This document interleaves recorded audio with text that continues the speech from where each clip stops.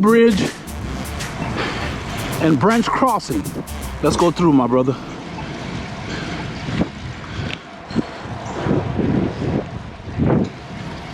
So today was just gonna be the two of us. We're just gonna chill and do a more controlled ride. Just ride. With less distractions.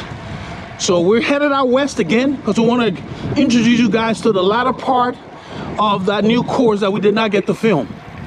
So should be interesting. On this ride, Paul and I left Northampton, rode past Sterling Ridge.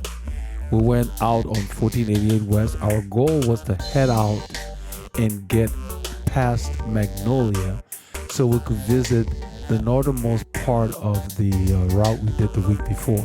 Once we got outside of Magnolia, we took 1774, went on Riley Road, took Riley Road 362, we went on 325. We did repeats right there on 325. It's really nice and steep. Then we took 323 out. When we went past Whitehall, went the wrong direction, hit Highway 6 there and came back to Whitehall. We stopped at a store, restocked, came back down 2988, and then we backtracked towards Todd Mission, taking 302 all the way back to Magnolia. It was a very, very challenging route because it was just up and down for the most part. And I think you would like the clips that we got for you. We just explored and really just enjoyed the terrain. Ended up being a very pleasant day and just a glorious ride.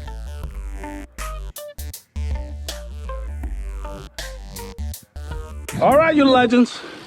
We decided to turn on the camera and we're well into the ride. I'm hoping that I've had a problem with my head unit, quit on me, so I'm using an app to record stats. Hopefully it came out good. If you've seen stats, then we're good. It's perfect. It's sitting that the way it was. We're gonna film a new part of the route that we missed. I'm using the Wahoo Fitness app for the first time.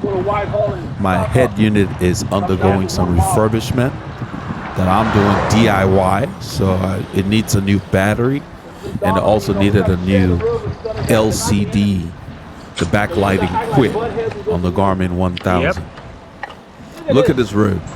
It's going straight up. Mm-hmm.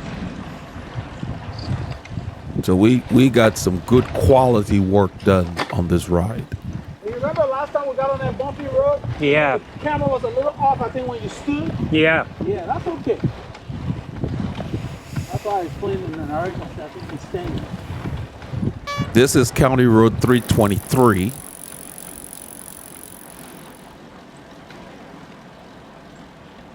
This is the piece after that where we waited with the group the last time. We'll have some footage. Yeah. This will take us Beautiful. to FM1.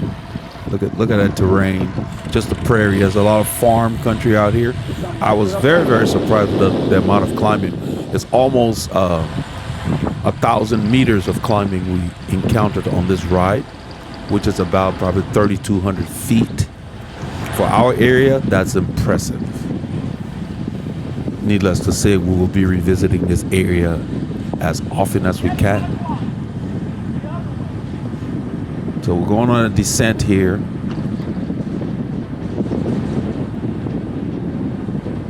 And look at the canopy of the trees. Very nice.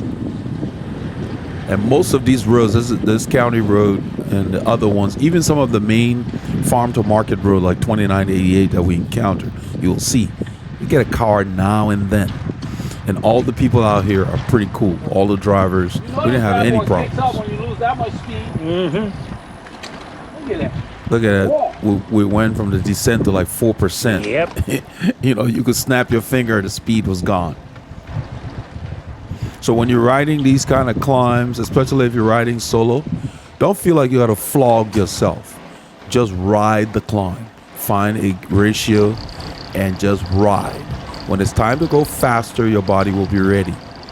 Treat it like a conditioning ride, which is what this is. Mm-hmm. When you're exploring, you want to be able to take in the sights.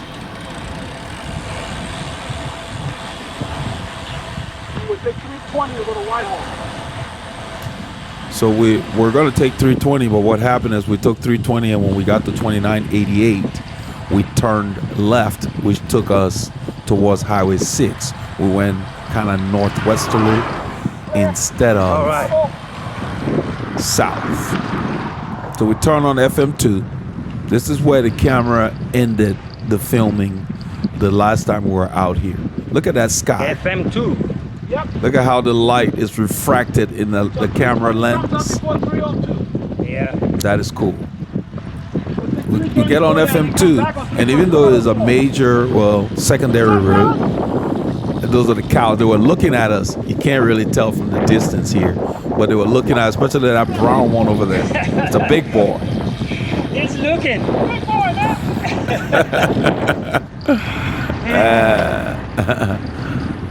I told one of them, I said, we only eat chicken. That's the Chick-fil-A thing where they get the cow promoting eating chickens.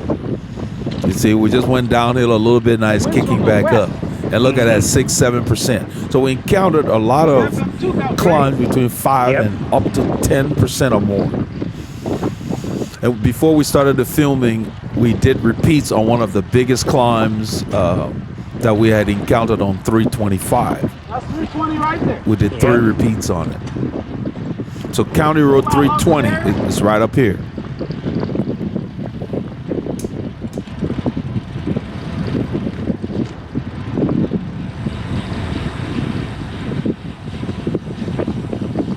We're going to turn left here on 320.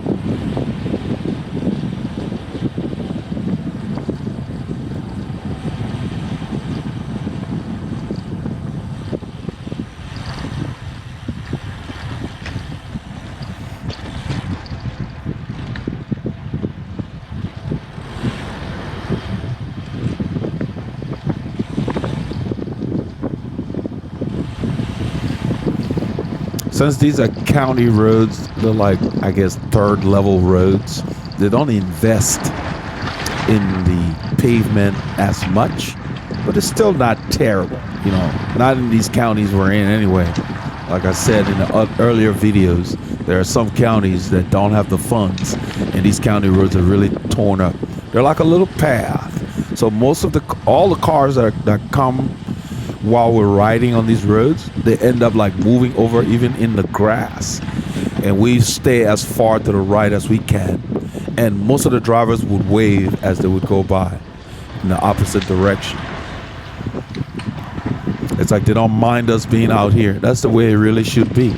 And so when you're riding, don't look at drivers as the enemy. We need to all share the roads.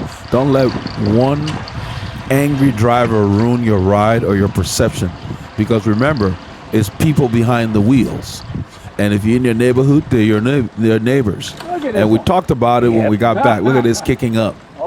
As soon as we got back closer to home, within a mile of my house, we have more challenges than the whole ride out here for 7 hours, because with more congestion, people are rushing places. Oh yeah. Yep. I'm testing a new wheel on this bike on the front. It's a zip wheel, but it has an aluminum brake track. It felt pretty good. Still climbing. So this is a nice long climb. We did a lot of these. You know it's going on. Look at the slope here. Mm-hmm. You can see the sides where they cut the road into this hillside, and you can see the verticality of it. So look at the grade. Because the camera is set with the horizon, so you can see how much the road slopes up. It says 4%, but it's more, yeah, and I go to 5, 6, yeah. So all we do is find the ratio and work. Don't labor. Yeah.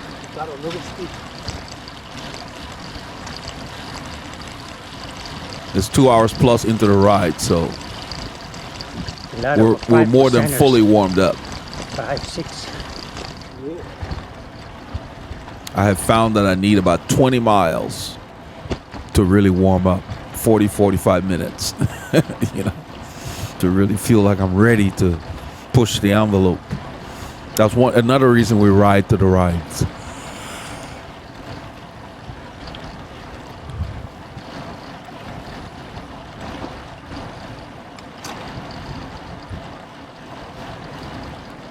All I'm doing here is making sure I find the smoothest section to ride.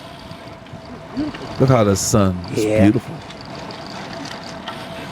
It got kind of warm while we're out there. I mean, you know, it's mostly around 26 to 30 C most of the ride, which is like 80 degrees Fahrenheit to 85, something like that. You know, 75 to 85. That was the range most of the morning. Just beautiful. Yeah. Now we're coming to a descent. It just kind of drops. The camera doesn't really do it justice. I told him to get ready because on a road that you're not familiar with, going this fast, you want to keep your eyes open and track and look for the smoothest path. Because this lighter colored asphalt, it's kind of like faded asphalt, is smoother than the other one. But the other one is like a good chip seal. But you still got to look for ruts and other stuff on these kind of roads because these roads periodically get covered by water when we have a lot of rains. That's what causes all the pieces. Yeah, it's been patched. And look at those cracks. That's from water. That will be a nice. The next time we come, we plan on going in the opposite direction on the entire route to experience the climbs in a different manner.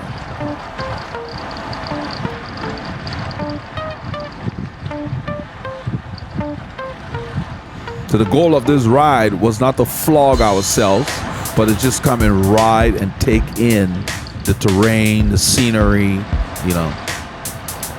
Look how beautiful this is. You get to just, it's you and the bike. And we'll encounter a few dogs and everything, but they were pretty cool. You know, you talk to them, they just stayed in their yard. They didn't bother us. They barked a little bit, but that was it. Yeah, man. This is. But you probably can still flip it to the side. Yeah, I am. Yeah. I'm getting the I was side. telling Paul, I said, make sure you get the side views. I mean, look at that. See, this is all you have to do, my brother. Look at this. When I do this, I'm getting the side. Oh, okay, got you. You know what I mean? I got you. Yeah, and then I go this side. I just do this. You got it. You're too good. Oh man. You're set. Yeah, man. Paul got And then you sorted. bring it back. You straight ahead. Nothing. Oh, No. No, we didn't need a stick. Look at this, man. Yeah. This is beautiful. You run. Yeah. It's beautiful. Everywhere the pavement gets lighter, yeah, it's a lot Those of you that don't smoother. come out, you're missing out. They have many levels of asphalt, so it's tougher. Going to a place called Whitehall. Yeah. But these little paths, you can fit one car at a time. So when the cars are passing each other, they've got to kind of go into the grass and they have to slow down. And even driving by yourself, you have to slow down. These roads are not for very fast driving, unless you want to tear up your car.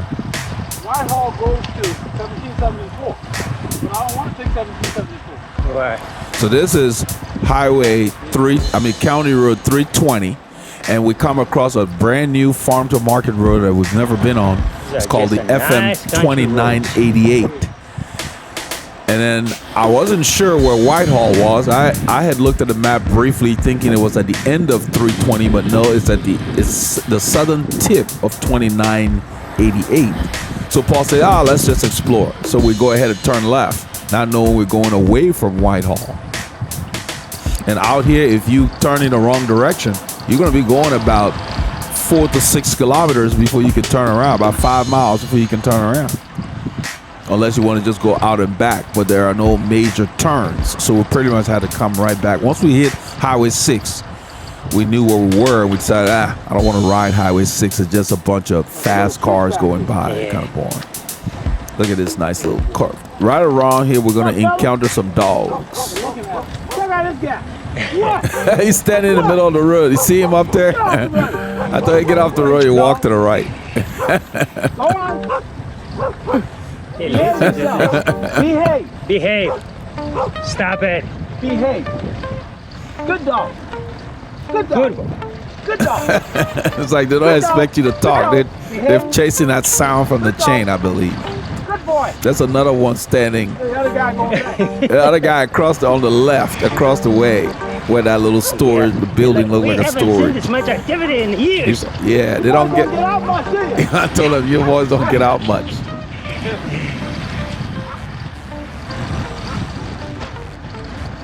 So the pavement was a little rough there, but not too bad.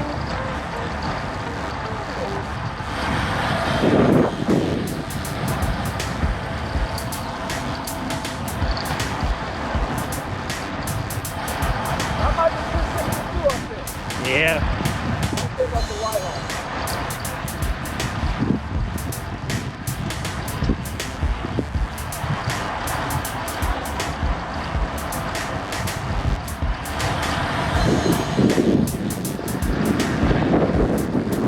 Look at that picture. Is that beautiful or what? You could frame that. We're going to hit FM2988. It ended up being one of these well-paved chip seal roads, but very lightly traveled. Oh, this road, even though we riding so smoothly, man, 1 to 2%. Yeah, we're Just- dealing with a yeah, lot man. of false flats. Just it goes down, it comes back up. Goes down. On the small canyon, look at this rock. Yep. This road here. This is the FM2988. It wasn't marked very well, so I thought it was 362. Let's just explore. And so Paul's like, so we turned the wrong direction on this road, and so Yeah. we're analyzing where we've been. You know, This shows the 320 that way, but I don't know what this is.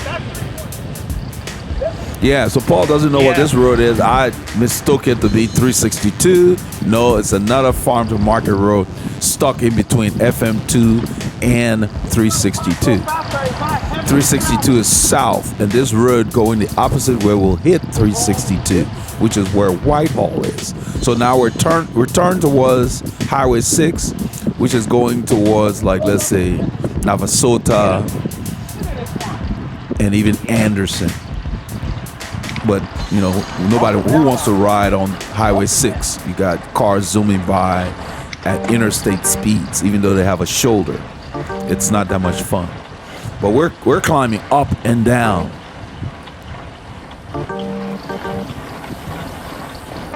And at this point in the ride, I've got about a half bottle left. Oh, yeah. Easy. We have another store at 1774 and 3. So we're discussing where the stores are that we can possibly stop at. But we ended up making a big stop at Whitehall, loading up, and we didn't need to stop until we got back into town. That climb was a 5%, my brother. 4 to 5. Yeah. That one at least 3 or 4. Yep. So we're riding towards Highway 6 unknowingly, thinking we're going towards Whitehall, which is in the opposite direction. This guy is just parked on the side of the road Level up, my brother. with his Went to door 1%. open. And as we go by, he waves at us.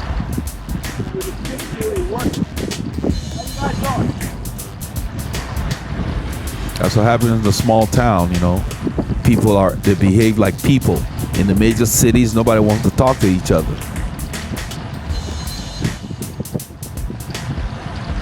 You see, I'm just looking around. That's all I'm doing, glancing left, right, just taking in the sights.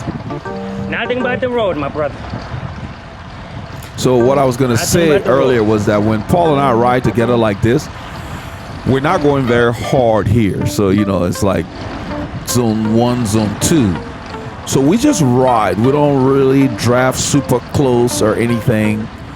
And that way, both of us get a workout. Both of us get fit, especially on these kind of roads where it's up and down. Right now, it's going up again. We can see it. And like jump to 3%. I love the fact Once that the we keep GPS riding, picks it up. no stopping. Just So what Paul is talking Just about is roll. we just ride for hours without stopping. We'll go 2 hours plus before we stop. And we stop maybe for a health break, a nature break, and then continue. So we spend more time riding the bicycle than messing around with contingencies.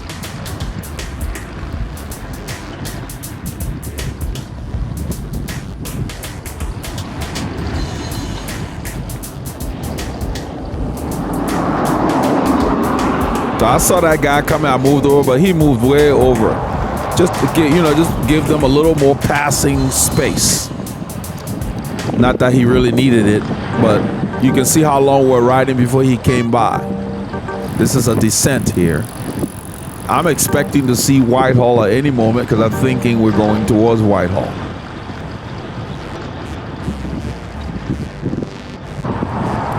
Turns out we're actually going away from Whitehall. We're not aware at this time. But once we get to the major Highway 6, then we realize, oh yeah, okay, let's look at the map. And I cannot thank the late, great Steve Jobs for inventing the iPhone, because you don't need to ask for directions anymore. So, I did look at the map, but you can't remember everything for a large area. So it's nice to have Siri who can just tell you, okay, this is what you need to do. And I love that. It has really changed the way we live. There's no more going to the local 7-Eleven or local gas station to ask for directions. So he did something great. Got to give him credit for it. I love the features of the phone. My next phone, I plan to get the mini version of it because the phones are just getting too heavy. I don't need the battery to last 2 days. I don't mind charging it every night. But I want my phone to have a smaller footprint because it takes up a lot of room, especially for us cyclists. Can't fit in your bag, and you put it in your jersey, you can pull your jersey. It just weighs everything down. It's in my left pocket. I put it in the same pocket with my food because I use the right pocket to store the camera when we're not filming. Look at this road. And this turns out to be FM2988. At this point, I have mistaken it to be Highway 362. And it's not, but it's just the climbing was just really great. Up, down, up, down. So when you're encountering these kind of roads, just ride them. Find the proper ratio and ride them. Don't worry about setting land speed records. Just make sure you're not laboring, but you want to work. So I try to keep the watts 250 and above. I'm not looking at watts, but just by effort I can tell. Because I have my phone in my pocket, and that Wahoo Fitness app is what recorded all these stats. So I don't even have a head unit on. That's why you can't depend on those things. They're nice to have, but you should be able to do this by feel too.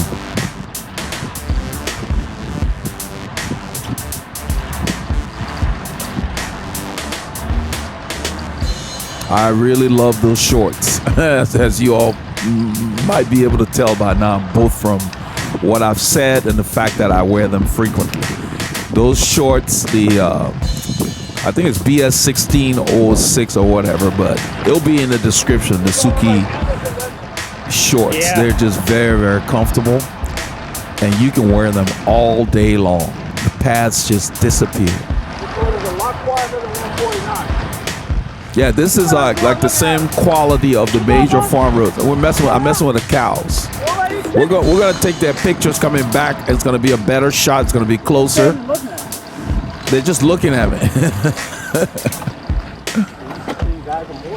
I told Paul, I said they're used to seeing guys on horses, not on bicycles. So they're like, what are those guys doing out here? That's what I'm talking about. Look at the road kicking up again. And look at that. Did I see 9%? No wonder we're working so hard. Yeah, it was 9%. And it stays like this for a bit. We're climbing. So for our area, to find these out here in the farm area, this area is supposed to be flat. Because south of here, near the town called Katy, or the city called Katy, it is flat. It's flatter than here. So this section here, going towards Navasota and so forth, is so much better.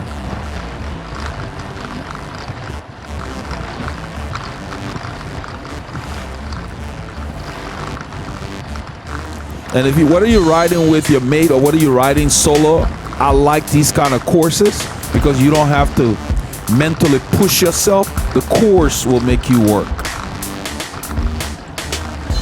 You just have to focus on making sure you stay efficient and you select the proper ratios so you're not laboring.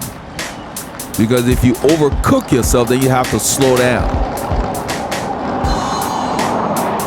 I know that Paul is somewhat on my left, so whenever I hear a car or I see one in the back, I always move a little over to the right so he can stay closer to the white line. It allows them to pass us easier. But you can see, we're not getting passed by cars like in our neighborhood every 2 seconds. That's why I like to head out of town. There are the flowers on the side of the road. We take in all of this. And look in the distance.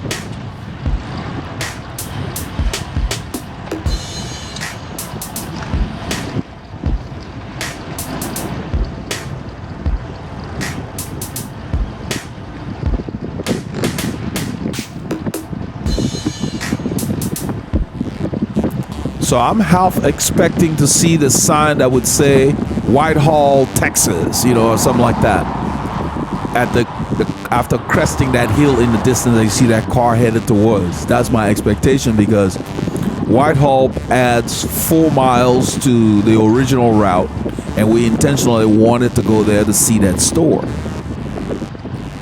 It ended up being really cool because when we do get there in a few kilometers, you will see the store we didn't film the whole encounter, but we ended up meeting a guy who has traveled the world as a missionary, and he knows more about Africa than we do. Who would have thought it? Yeah.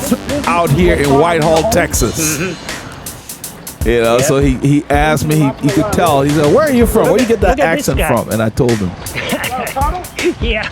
There's a turtle in the middle of the road. That's what Paul's talking about. He's all covered up because, when the turtles are trying to cross, and let's say a car or something comes by, they go in their shell. So I told Paul, I said, I hope he makes it across. But what I was saying was, to find a guy who has world traveled here in Whitehall, Texas, I did not expect that. That is why you cannot judge a book by its cover. That's what that phrase means. Looking at that guy, I would never have guessed about his travels, his exposure or whatever until we had a conversation. So get to know people. Don't just pigeonhole people just by the way they look or whatever. So I was pleasantly surprised.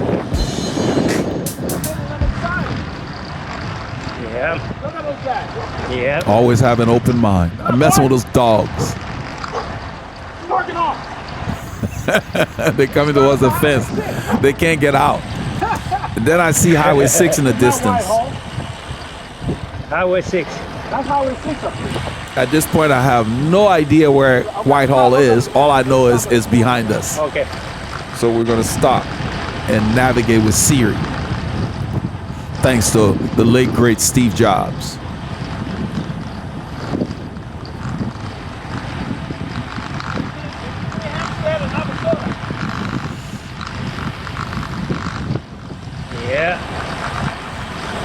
So you'll see the sign that will say Navasota and then Hempstead. See that? Navasota to the right and Hempstead to the left. On one direction. So going left would take us back. Will take us to like 290. We don't want to go that way because this road, although it has a wide shoulder, you're passed by cars with highway speeds, high volume. It's just boring. That's not the kind of riding we like to do. So we're going to stay on the quiet country roads. Secondary roads. This is Highway 6. It's 6 Texas. That's what they call it on the map. 6 Texas. You can go to College Station. So we'll do a time lapse here while I ask Siri for help. So she does a little magic and tells us, you boys need to turn around and go back the way you came. Because I have it programmed in the maps where I always wanted to use the quieter roads, avoid major highways. You can set that option. And so she basically said, okay, you need to go back. Not that we really had a choice. From this point to get to Whitehall, you got to go back to where we came. That's 2988. We're on 2988. I'm still unaware, and then I see it on the map. And I'm still looking at it. I guess she wants us to go back. Yeah. Yeah. She wants us to go back. That's about right. Okay. go. Yeah, we have to go back that way. Yeah, but we got to make sure. This road was not marked very well. It may have, where it says 2988. It was not marked very well. So I had thought we were on 362. All for us. So all Paul is concerned about more miles for us, more kilometers for us. He doesn't care that we got turned around. Because we're having a blast. We're just on a ride, no drama, no distractions, just riding. Just riding bikes. So this is where I told him we are on 2988. When we turn around, we saw the sign on the right there. And because of this diversion, we picked up even more elevation. Yeah, man. What's up, little man? It's a dog in the yard on the right. Look at it. I don't know if you can see him. I don't think the camera gets him. He's running and racing us. It's always the little guys.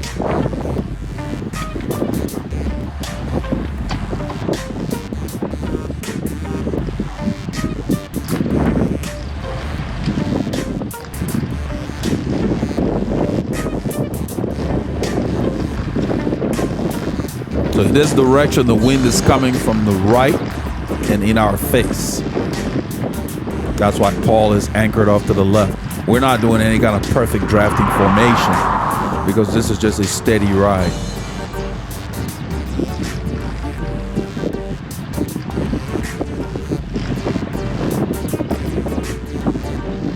And the road, it kicks up, it kicks down. I really enjoyed this route.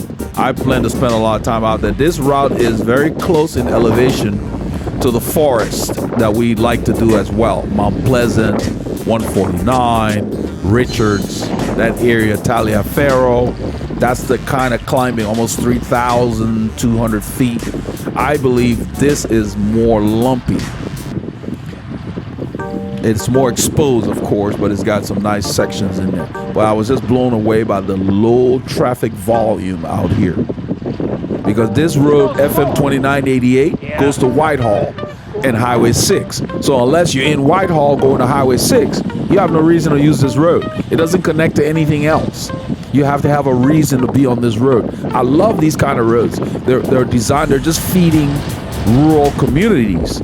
They're not major thoroughfares going through multiple communities, so they're not heavily traveled.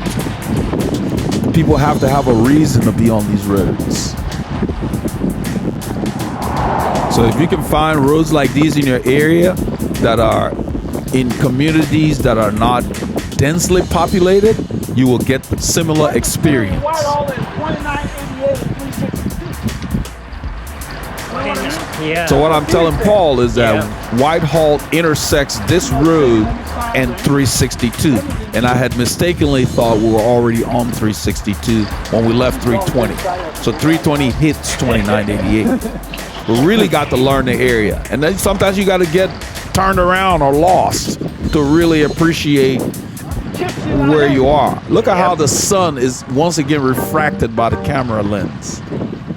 It's like the heavens are reaching down. It's lovely. And this chip seal I was impressed with because normally I can't stand them. This is better than even 1375 on the north side. You know, it's smoother than most of the chip seals we're ridden on. They call it chip and seal. You know, the road lasts a lot longer. These communities don't have the funds to keep resurfacing the roads.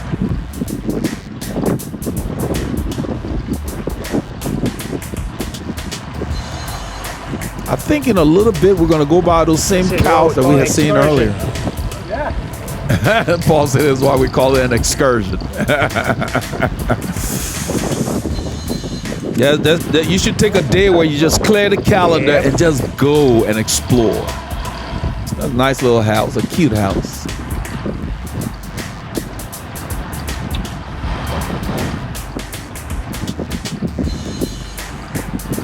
So we're headed south, kind of as south, I guess, it says east now. We're gonna go south in a little bit. I think we're headed east towards Whitehall. Whitehall is more easterly. This is 2988, and it has nice little lumps. It's quiet. This is a good road. You can come and do time trial training, whatever. This is where the cows are. We got a better view of that. They're standing there looking at us. Like, you guys are back again?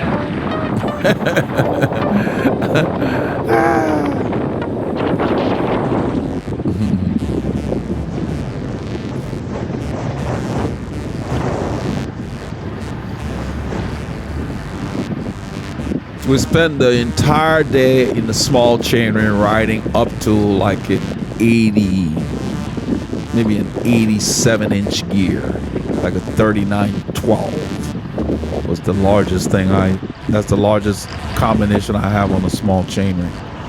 But mostly the 81-inch on the level roads, and then the 62-inch gear, most of the climbs, 3917. Except for the real steep ones. So you spend the whole day in a 65-inch gear or larger, and you don't go stale, meaning a little extra endurance will not hurt you.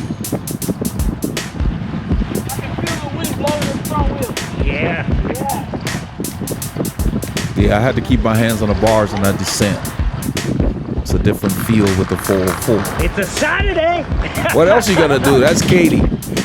She's to ride with more than them. Katie said. Good old Katie left us. Yeah, Katie said it's Saturday. You know, the more I asked you like, what are we doing today? She said it is Saturday, meaning it's Saturday. We got to do a long ride, at least 3 hours, minimum. So at our level, we'll do 6 hours on Saturday. 5 to 6 hours. That's what my engine likes. I believe a dog pooped right on the highway.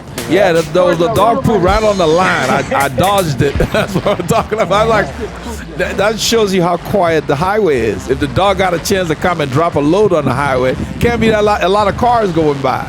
And we saw several spots where the dogs dropped a load on the white line, like they're marking their territory, I guess. This is going up. Let's see what the grade is. 4%.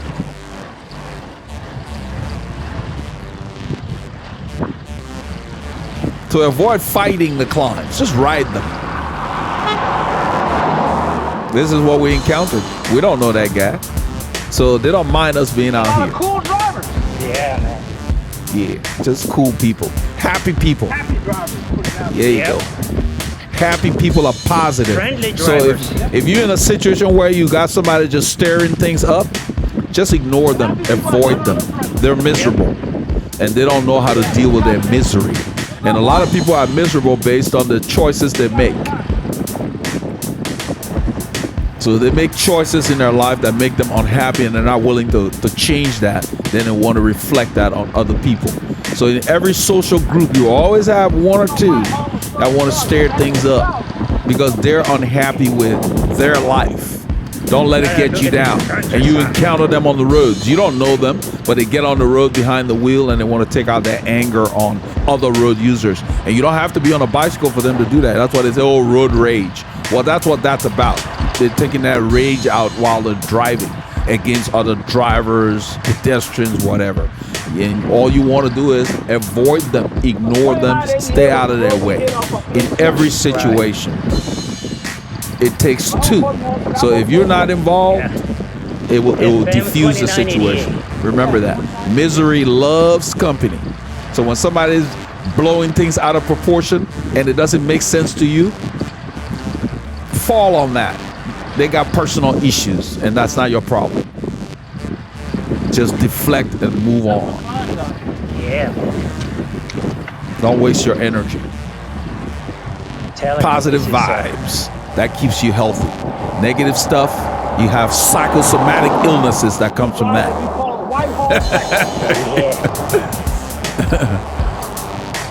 Because psychological things will affect the body. So don't let them control that. You control that. Control what you expose yourself to.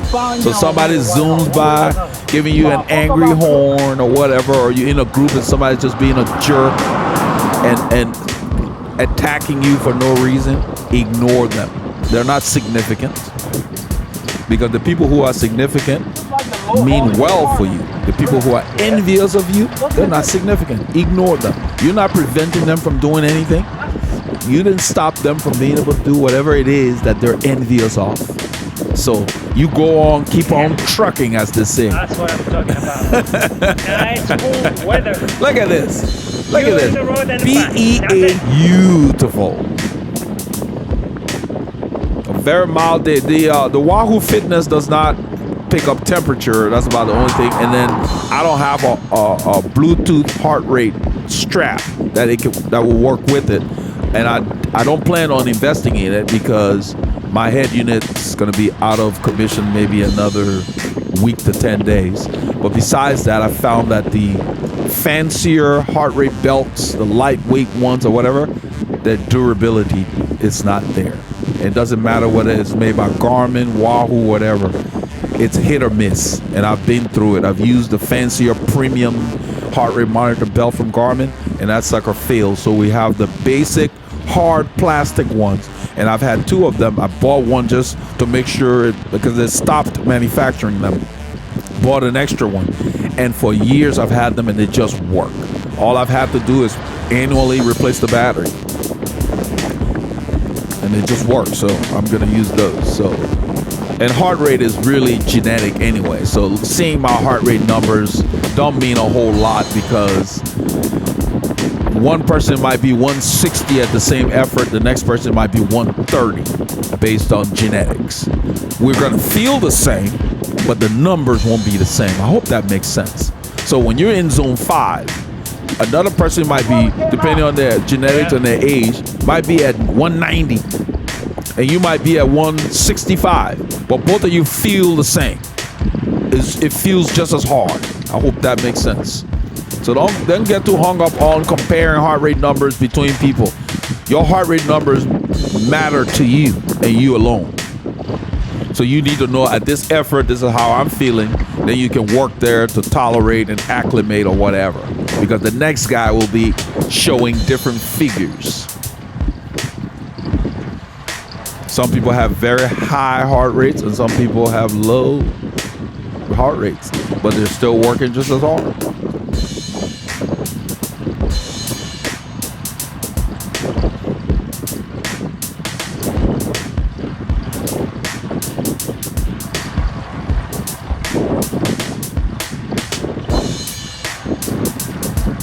So you can see most of the time it's just a false flat. We got the wind to deal with, so we're working.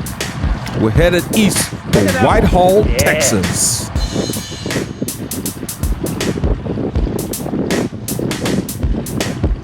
Look at that little dog.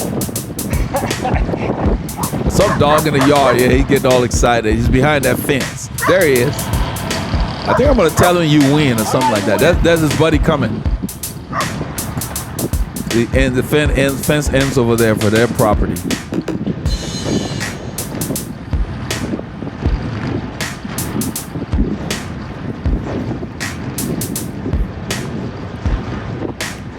You see how long we've been here just in this section, no cars. I couldn't believe it. I mean, this is Saturday, it's almost 11 o'clock, 10:44. And there are no cars. I mean, there aren't that many roads. Even on the north side where we go to Richards, we don't get this kind of solitude for this long. So I'm loving this western part of town.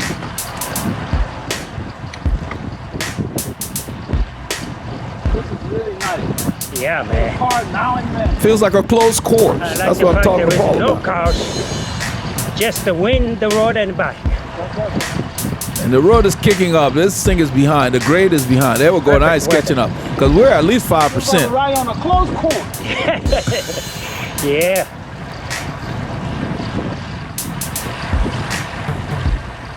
This would be a good place to host a bike race or something. Because if it's this quiet normally, you get some marshals on the corner and have a nice event. Plus it's up and down, so that will keep the speeds low. You put the finish line on an uphill section.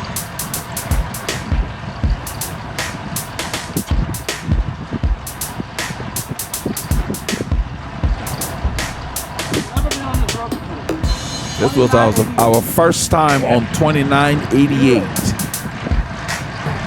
That is good. So when you're checking out a new area, we know it exists now. Yeah, look at it.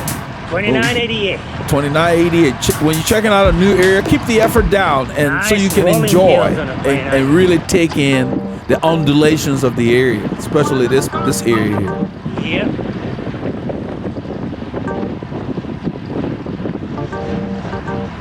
We went from 18 kilometers an hour to 31 like that. Here, we take them here and we bring it this direction. Just put the Paul is saying that we need to suggest to the group the next time we can come out here, because Doug had mentioned, Doug's been to Whitehall, so he's definitely ridden on this road, because the last time he had suggested that we come up to Whitehall as a stop on that route. But since we went through Jackson, we didn't end up coming here because we stopped earlier. But we're going to suggest that for those ambitious riders in the group. And what we try to do when we suggest a route is we have an out for the people who don't have the hours or the inclination to go as far as we want to go, so that they have a way to deviate back, and so we can start out together, warm up together, and then things can kind of break apart. So that sign said Junction 362. There's a fire station. You see the sign on the right here. Whitehall, Texas. We're approaching Whitehall, Texas, and Whitehall welcomes us with a grade. Not quite as steep as Anderson, because when you go to Anderson, you got to climb a little wall. But it says 7%. And now we got one car. He's going actually to the store. The store ended up being the local hub where everybody hung out at the store and just chatted. When we got in there, they were just hanging out in the store and just talking. Selling church. Everybody hangs out. We found a lot of churches out here. Yeah. Don't pause it. Whitehall welcomes you with a hill. And so does Anderson. Anderson is atop a nice mound. Here we are. That's the fire department. Look at those boys. In the shade. Look at the cows under the tree in the distance. You can't really see them because the camera is wide angle, but those trees in the distance, a bunch of cows clustered under the tree. They know to stay out of this beaming sunshine. It had cooled off in our area, and now it's warming back up. Today we're gonna get near like 30, 38, 39 C sometime this week anyway. Groceries. This is Whitehall Grocery. This is the store. There is a cyclist here too. There was another rider here. We didn't know him, but he's out.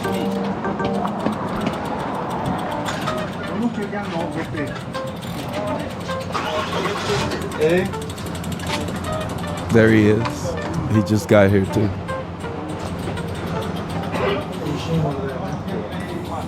So we make sure we park our machines to where they won't impact people opening the door, coming out. So Paul puts his machine back here. I'm going to move my bike further back.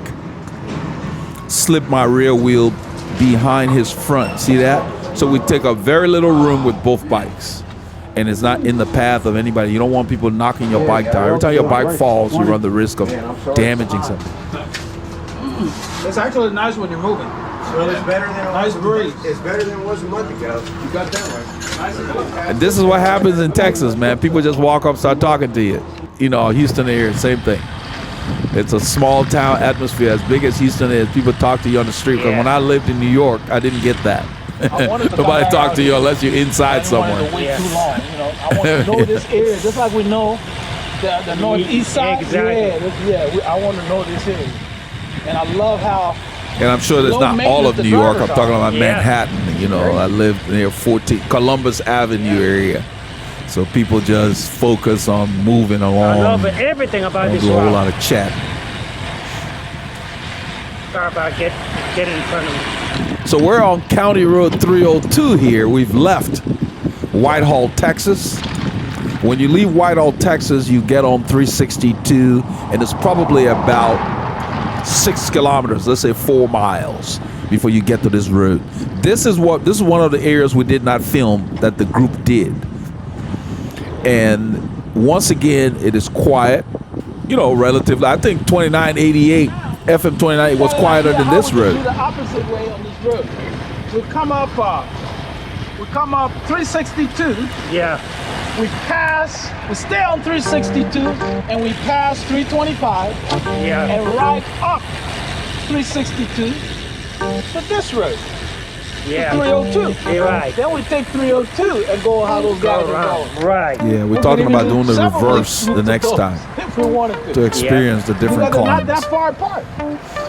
Yeah. Think So about 362 is it. the main 4 miles drag. up, 4 miles We maybe could get take back. it all the way to Stay on Whitehall 362 and go the long, pick up reverse 302, go if we the wanted. opposite way. Yep. And come back. Yeah, take 302 to 323 to FM2 to Yeah. 323. Or we Bet you could that's go what they were up 362 to FM 2988 That guy was riding and by take that to himself. 320. The guy at the store. Yep.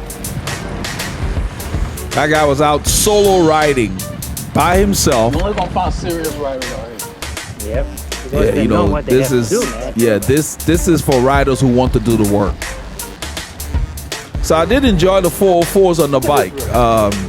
They felt This different. is where when we were but going very to the responsive. corner, a car showed up, and we had riders on the wrong We're side talking of the about the road. last group ride. We had riders on the opposite side of the road in that corner, and you can see I'm moving over. I think there's a car behind us.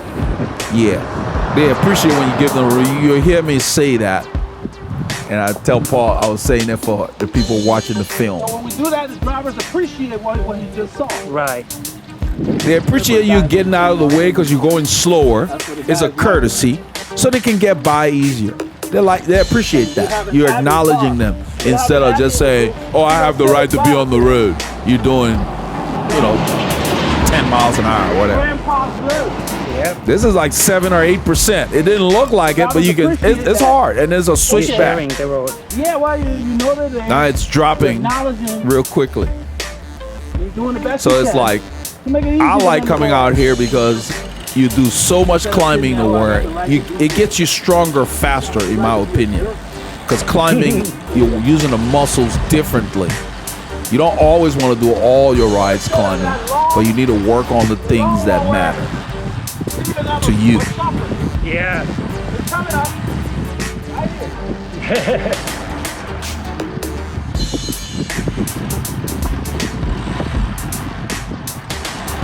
Like Doug and them, remember Doug and them rode off. Yep. So we're talking about the length of this climb and what happened when the group was here. In this section, Doug, John, who we call Clement Champoussin, John Mulbrick, and another rider, they rode off and they gapped some members. I stayed behind with Steve.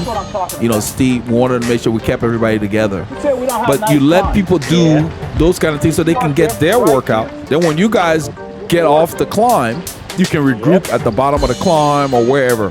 Instead of, we got to do zone 2 the whole ride. No, everybody's at different levels. Let everybody enjoy it because you want all the different levels to come to your ride. It's okay for the group to break up and then reassemble instead of restricting people too much. The bike barn used to do that. I didn't like that. That's why we stopped going. They wanted to keep the speeds at 18 miles an hour. Well, that's not a good metric anyway. If the wind's behind you and you're doing 18 miles an hour with decent fitness, you're not doing anything. And their routes were always flat and in town, so you were stopping every few seconds like a cheap watch anyway. So you never got a workout. I like coming out here where you can ride.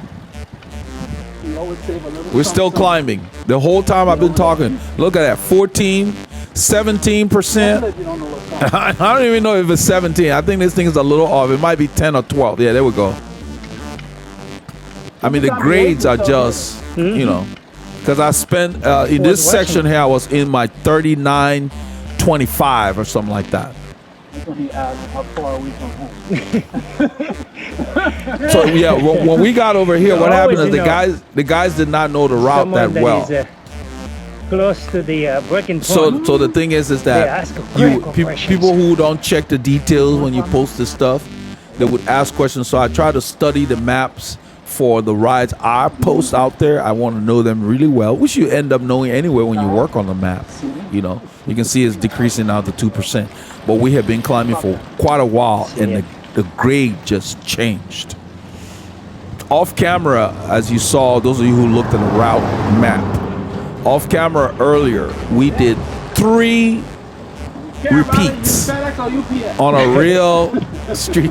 Well, I'm telling Paul, if you care about something, you use FedEx. I told her, nah, I'm being hard on my USPS guys. Pretty good job. They do a good job. The White House is the one that messed them up. Yeah. So it's like, Most of my eBay stuff comes from USPS. Alberta, I am having a blast. Yeah. I'm enjoying the weather. With a cool breeze, Yep. beautiful trees, beautiful road, cool breeze, great temperature. What more you need? Yeah, exactly. It is Saturday. What else you gonna be doing? it feels Watching right Tom and about Jerry? maybe 80 Fahrenheit or maybe 80, 85. That's what you can do on a Saturday. Either Tom and Jerry or being out here. So if your head unit goes kaput, don't Carbide. let it stop you from riding. You have options. Strava allows you to record your ride. They don't work anymore with sensors. They used to. I've never used them for that purpose. But when my head unit had a problem, I went and started doing some research to find what options were there. And Strava would just record your speed and so forth, but it does not hook up to heart rate or power meters. Well, the Wahoo fitness meter is what I'm using, and it worked flawlessly with my power meter. It picked it up immediately, and I just turned it on, put the phone in my pocket, and it did its job. Yeah. We got the rain, it started blooming. So it's really good to have that. I mean, it's not going to replace my head unit because my head unit has more metrics, That's true. you know. But I just like that for a free app that Wahoo put out that app, because there are other vendors that want to charge for apps that will pair with your units, you know, whether it's heart rate or power or whatever. So it was good to have that option instead of not being able to display cadence and all that, because my power meter controls my cadence as well, which is kind of nice. I don't have a cadence sensor on the bike that I put the power meter on.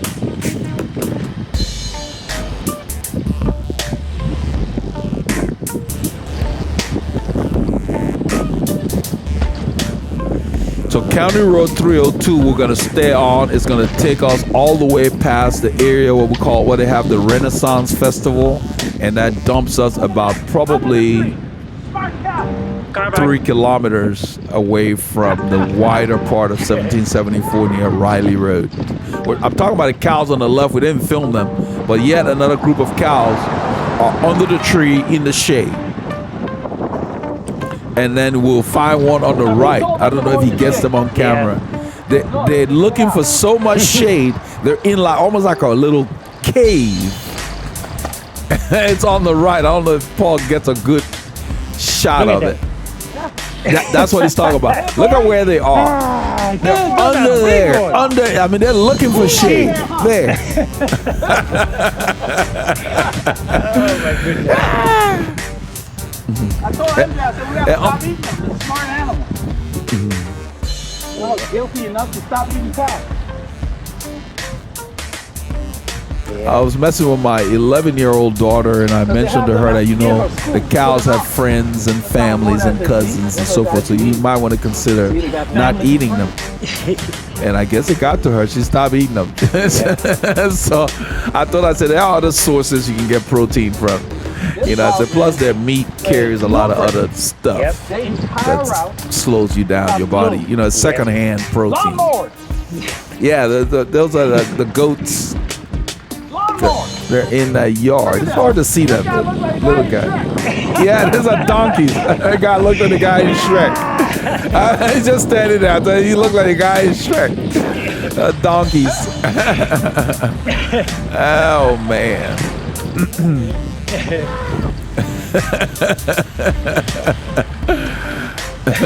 had the same color pattern as the donkey in Shrek.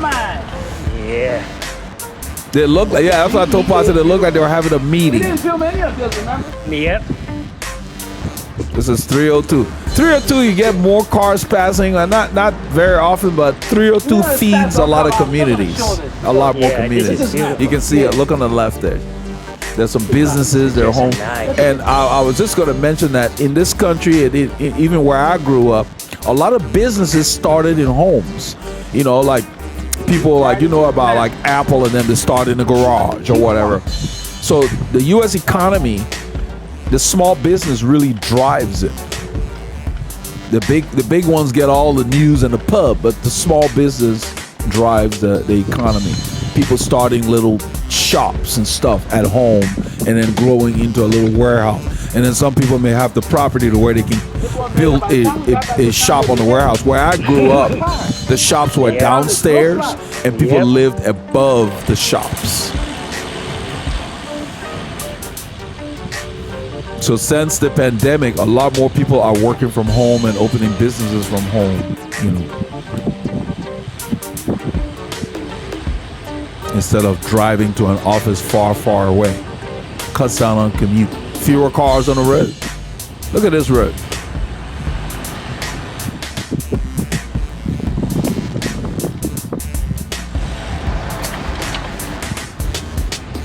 So keeping it interesting, the next time we'll go the opposite direction and see how the undulations fare.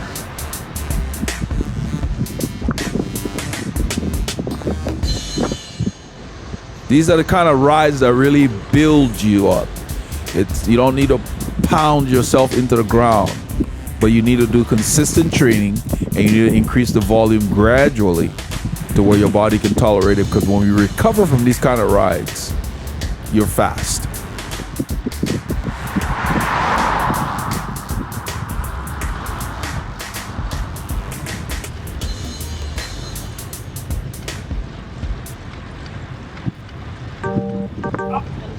Up and down. Yeah. And you have to constantly shift in this terrain. Should be about 10:30 or so. Yep. It's actually 11:30. My head unit's not there. I use it as a watch. Pass, we got like 3. Yeah, 2 more here. Put a car on the right. I keep my eye on that front left wheel, because that's the first thing that's gonna move. And if that does happen, I'm gonna go right into that street. You always have to have an out when there's a chance that someone might cut off your path.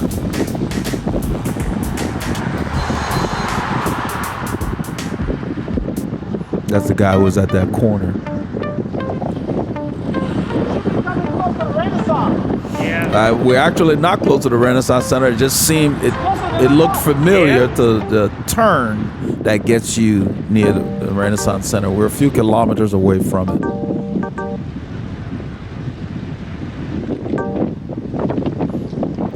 So even though the road appeared flat, it was like 2% a little bit ago. Now it's go back to 1. So, you know, we're always on a grade.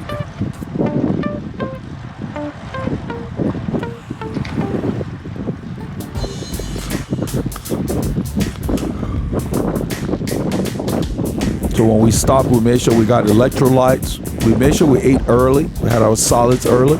But on a ride like this, you can have solids anytime, because you're staying mostly in the aerobic zone.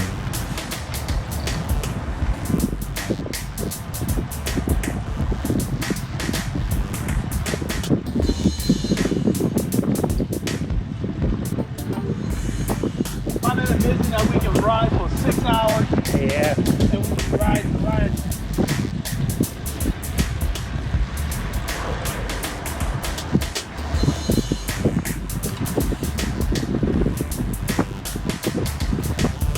Yeah, we do a 6-hour ride, then I get home and then I gotta go work. So you have to build up to it, so you're not wiped out after your ride. You have to focus on your recovery after these kind of rides.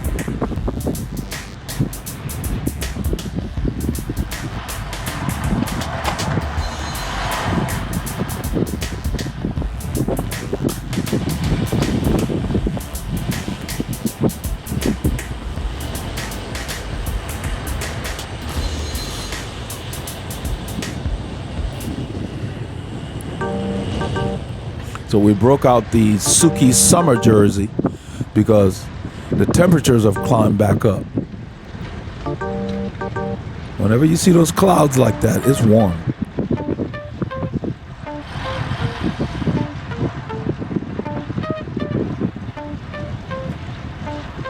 We have this same jersey in multiple colors that we'll be bringing out from time to time. And then winter's coming. We just got an email from them. They're going to be sending us their new winter samples of the new winter collection. I'll be making specific videos about them.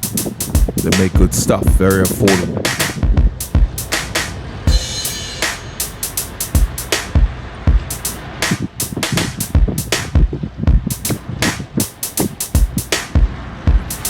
You need to get multiple pieces of kit. You don't want to wear one too many times. You end up wearing it out. So you spread the wear.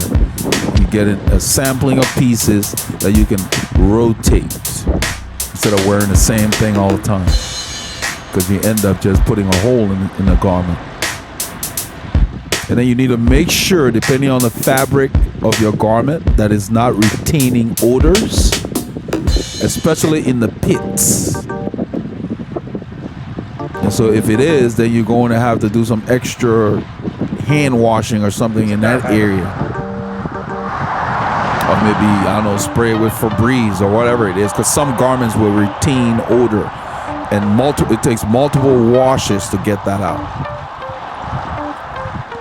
But most of these, the stuff made by Souke, and the odor fighting materials, whatever the material is that they use, the fabric. And that's a marketing thing. They put that in there. So look for those kind of garments. That antibacterial, like the pad in the shorts. That's important. Because you don't want to be on a ride and people smelling you thinking you didn't bathe or your hygiene's off when it's actually the jersey retaining odor from prior rides. So keep that in mind when you do your shopping. That's important.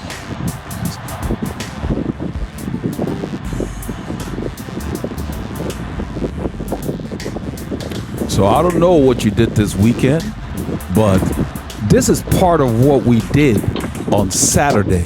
It was a major excursion. It was an epic ride. Remember, get your K's in and keep the doctors far